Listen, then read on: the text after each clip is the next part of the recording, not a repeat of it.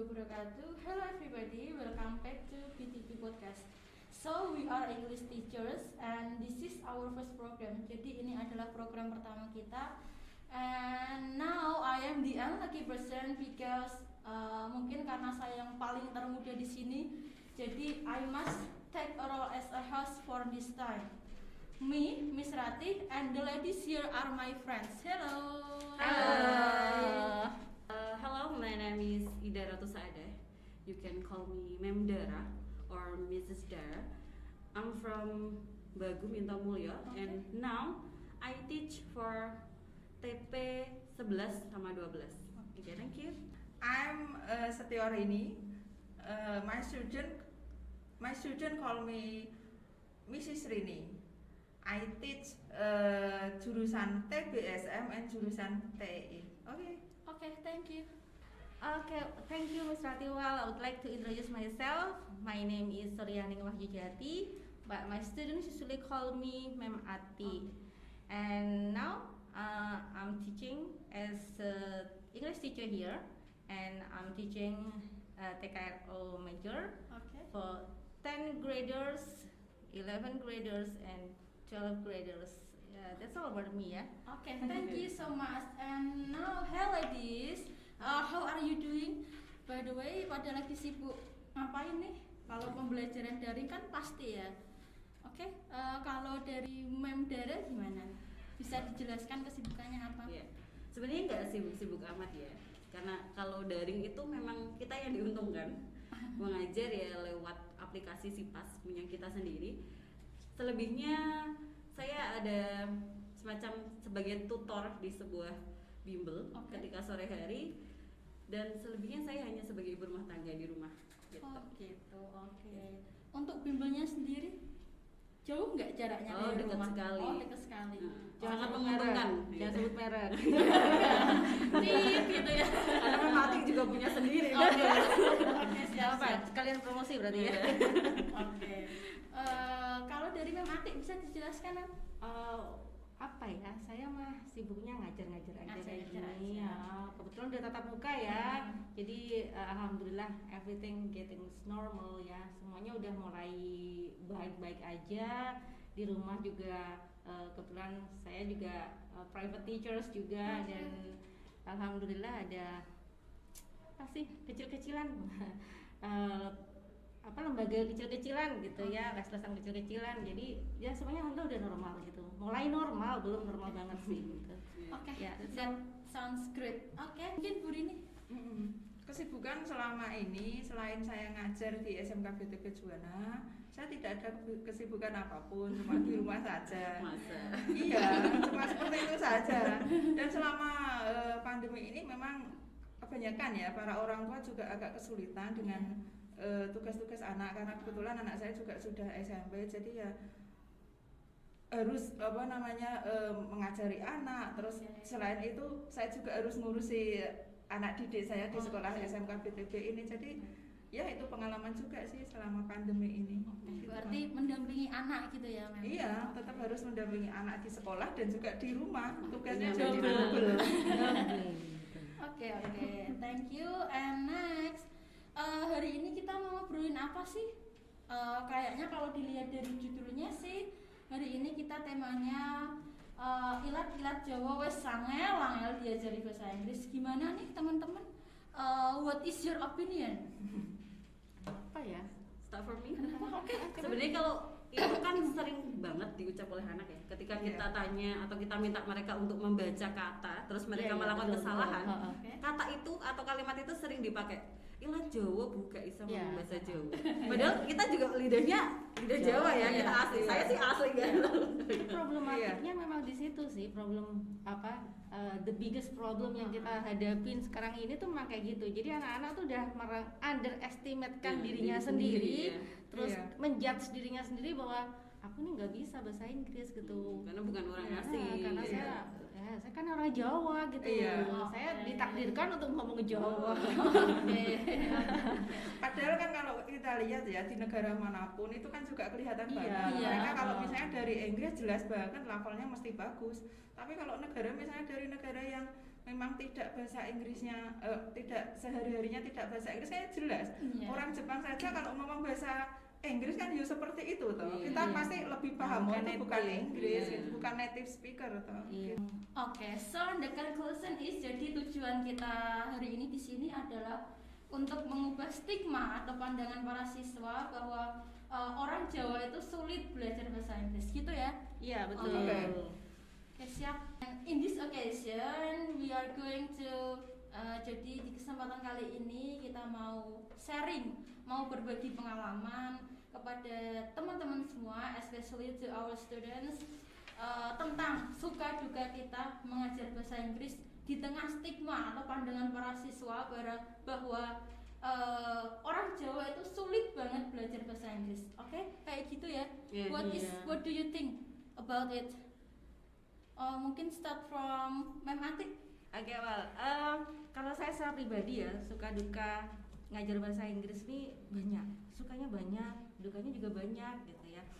Kalau dari suka sendiri itu seru sih ketika kita mengajarkan bahasa asing ke mereka gitu. Kemudian dari material sendiri yang kita ajarkan itu, kalau menurut saya itu bisa fun, karena mungkin kalau pembelajaran yang lain seperti fisika atau mata pelajaran yang menurut saya itu killing banget lah ya, itu kayak apa ya, cenderung ya gitulah, kayaknya nggak tidak sesuatu yang menyenangkan for me loh ya, because I don't like that kind of subjects gitu. Kalau saya bahasa Inggris atau bahasa secara umumnya itu bisa materi pembelajarannya adalah seperti film atau lagu atau games, jadi itu yang bikin saya senang gitu kenapa saya senang ngajar bahasa Inggris. Nah kalau dukanya karena kita ngajar bahasa asing, tantangannya pastinya itu tadi, anak-anak yang merasa udah desperate duluan, aku nggak bisa, ini gimana sih, apalagi bahasa Inggris tuh banyak loh yang bilang bahasa Inggris tuh bahasa munafik loh. Munafik gimana? Itu ngomong sama hurufnya nggak sama gitu. Bahasanya sama itu ya, cara ucapnya. Iya, terus itu jadi duka, cuman akhirnya jadi challenge sih buat saya gitu ya. Buat tantangan gitu ya. Iya, buat tantangan, dan alhamdulillah ketika anak dikenalkan dari kecil, karena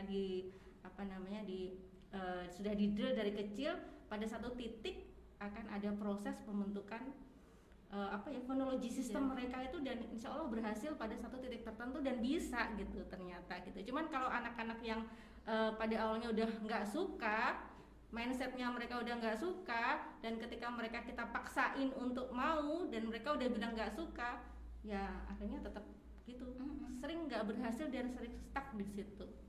That's just my opinion, kayak gitu sih. Thank you so much for your opinion. And next, Mem Dara. Oke, tadi untuk berhubungan kalau sudah tidak suka itu biasanya tidak suka. Kalau saya biasanya menerapkan sukai dulu gurunya, baru sukai materinya.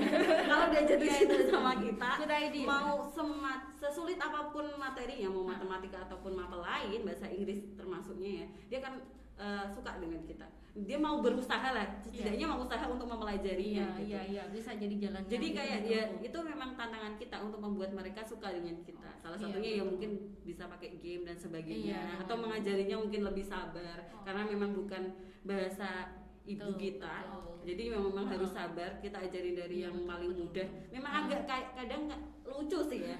Anak sekarang SMK ataupun yang lebih tinggi lah ya, kadang untuk yang harusnya itu pelajaran anak SD, dia masih kesusahan. Iya, karena terlambat untuk kenal itu problemnya. Untuk mau melajarinya kan dia juga baru mau gitu kan. Jadi lucu kalau itu yang sukanya sih. Kadang untuk ngajarin anak untuk berhitung 1 sampai 10 nggak bisa, itu juga bikin ketawa. Lucunya di situ.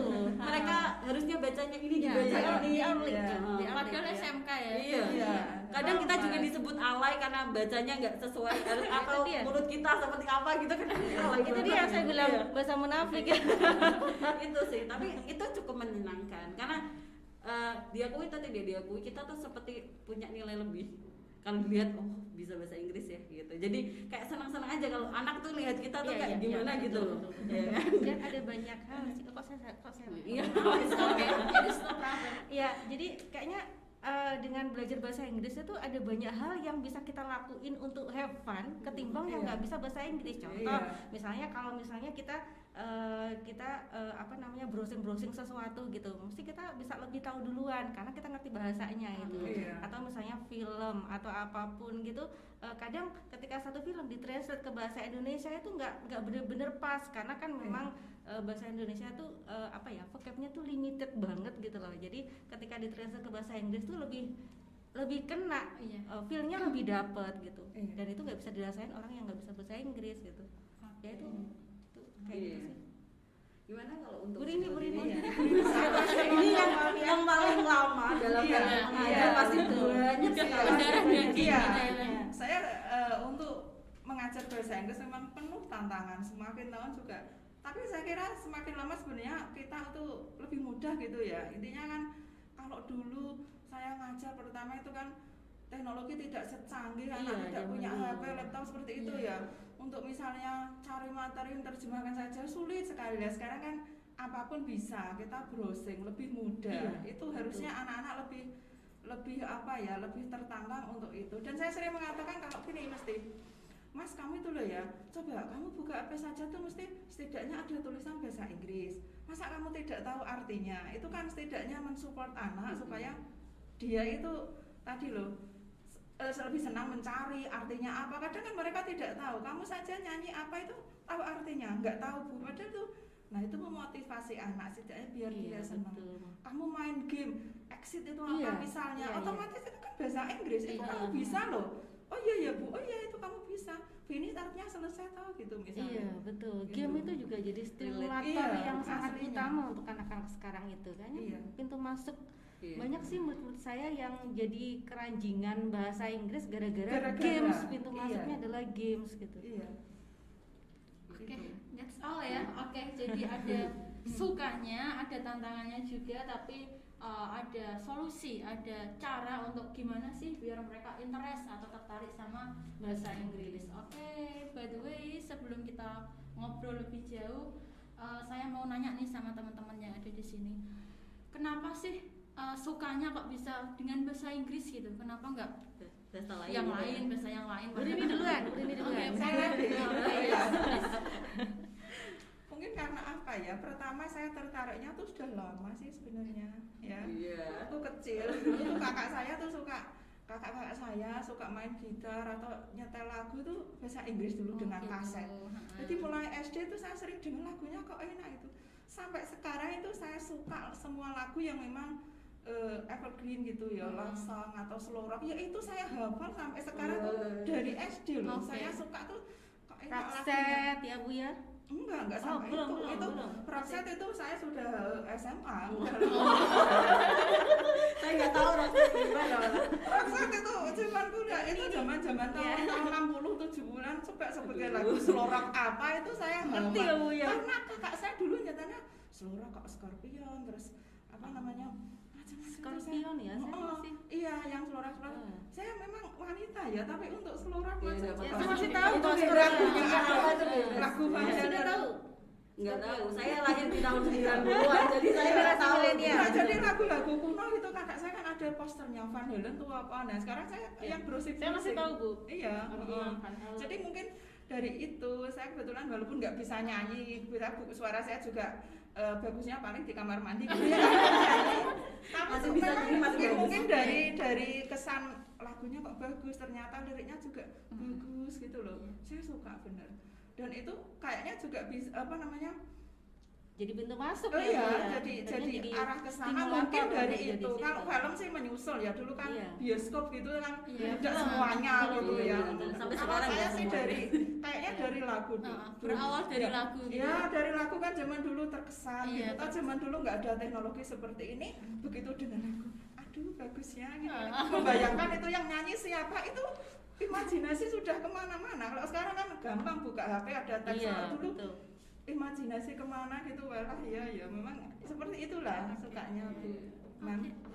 Thank you. Next. Sama sih sebenarnya kayak Bu Rini. Kalau saya, tapi awalnya bukan dari lagu. Karena di tahun saya itu banyak kan boy band, girl band yang Indonesia tapi ya kayak Smash, Cherry Bell. Jadi saya lagunya seperti itu. Malah nggak Indonesia, saya nggak dulu tuh nggak tahu lagu bahasa Inggris sama sekali. Tapi sejak kuliah, karena saya kenapa bisa suka bahasa Inggris itu kepedean sih sebenarnya. Karena waktu SMP itu kan mulai dilesin sama orang tua, karena SD itu nggak bisa sama sekali, bisanya cuma yes no, mungkin sama sih kayak anak sekarang pikirannya, cuma bisa yes no 1 2 3 udah Sama I love you. yeah.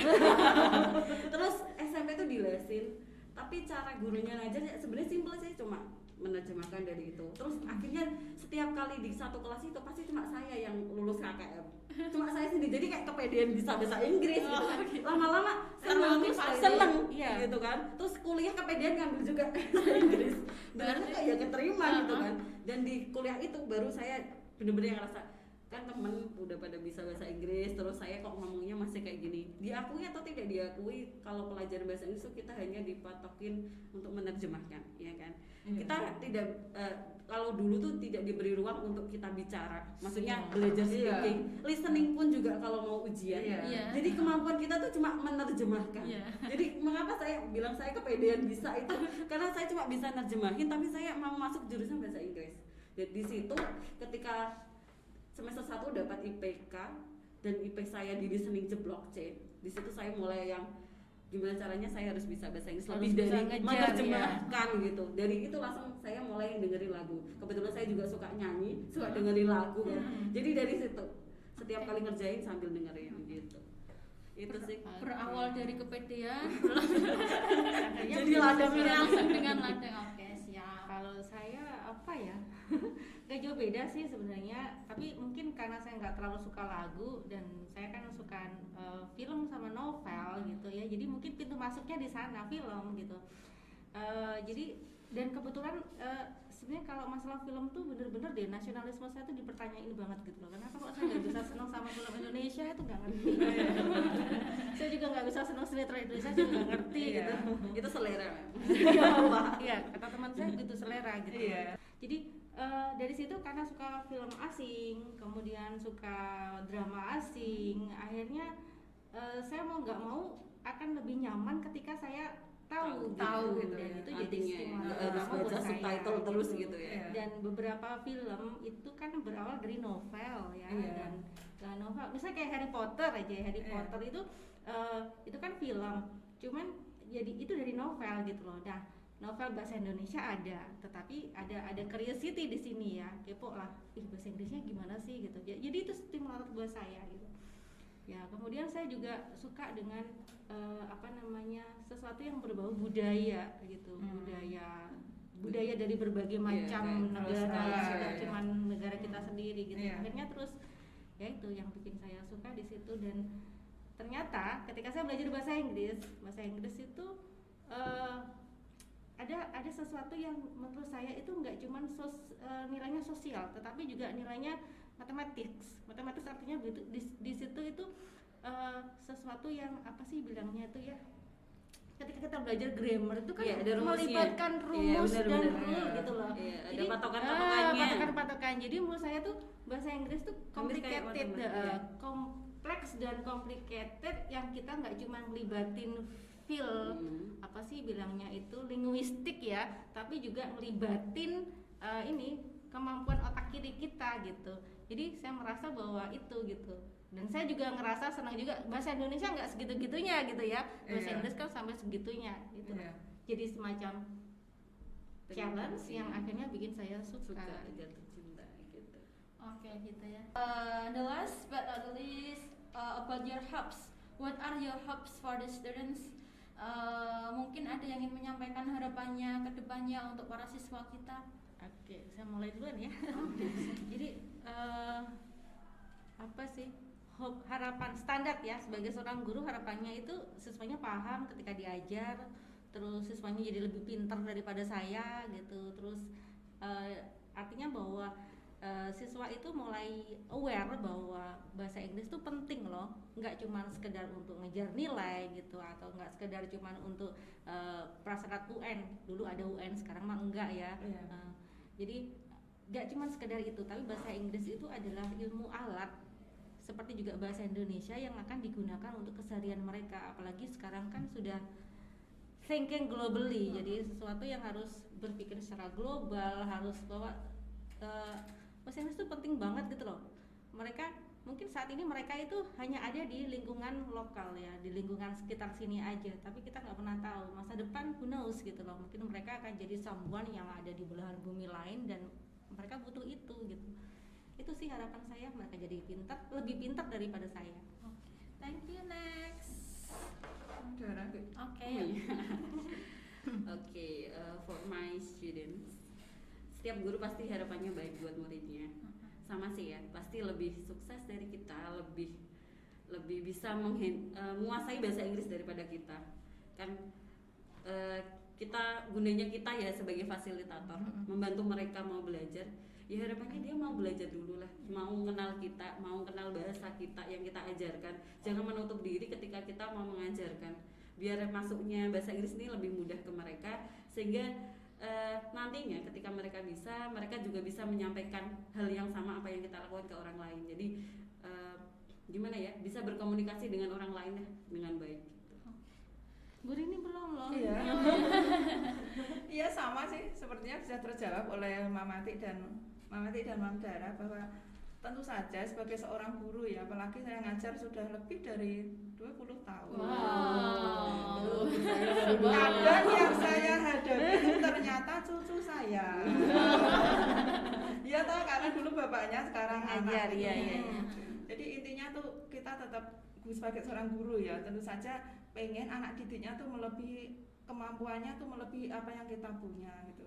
Saya merasa bangga sekali kalau tiba-tiba dengar itu anak didik saya tuh ada yang tiba-tiba jadi dosen bahasa Inggris, ambil Iya. S2, Ada ya, Bu? S3 bahwa ada. Oh ya Allah. Ya Allah, Masya itu Allah, bangga tabarakallah. luar biasa. Iya. Tiba-tiba kirim pesan di Facebook atau apa, dia tuh berada di Amerika, di Wow. Washington. Wah, itu di luar ekspektasi kita kadang ya kan. Nah, itu itu ya masa itulah depan, nggak ada yang kebanggaan tahu kita ya. tuh seperti itu, Bu. Benar. Jadi pahala kita Oh, amin. iya, cuma melihat kabar, gambar saya tuh sudah seneng banget itu. Itu merasa wah aku sukses jadi seorang guru Iya, gitu. bangga gitu ya, Mbak. Kebanggaan Bangga. juga, dan itu harapannya nanti ya biarlah nanti anak didik saya ya seperti itu, selalu lebih dari apa yang saya harapkan, lebih dari saya gitu, menghadapi tantangan yang semakin seperti ini ya. Itu. Oke, thank you so much. Oke, ternyata sudah banyak banget nih yang kita obrolin sejauh ini. And for your information, next kita kedepannya akan ada podcast selanjutnya yang insya Allah tidak akan garing. Oke, sebelum saya tutup, jangan lupa di like, comment, dan subscribe. Thank you for watching, thank you for your attention. See you next time, bye bye. Bye bye.